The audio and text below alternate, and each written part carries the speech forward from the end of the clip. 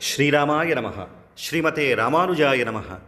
భద్రాచల శ్రీ సీతారామచంద్రస్వామి వారి దేవస్థానం శ్రీరామనవమి బ్రహ్మోత్సవాల వేడుకలకు వేదిక కానుంది. భద్రాచల శ్రీ సీతారాముల కళ్యాణాన్ని తిలకించేవారికి అశ్వమేధయాగ ఫలం లభిస్తుందని బ్రహ్మపురాణం కీర్తిస్తుంది. అదే ప్రకారంగా శ్రీరామ మహాపట్టాభిషేకాన్ని దర్శించేవారికి కూడా సకల శుభాలు చేకూరుతాయని పరాశర పురాణం అంటున్నది. అలాంటి మంగళకరమైన మహోత్సవాల టికెట్లు www.bhadradratemple.telangana.gov.in అందుబాటులో ఉన్నాయి. భక్తులు ఈ సౌకర్యాన్ని వినియోగించుకోండి.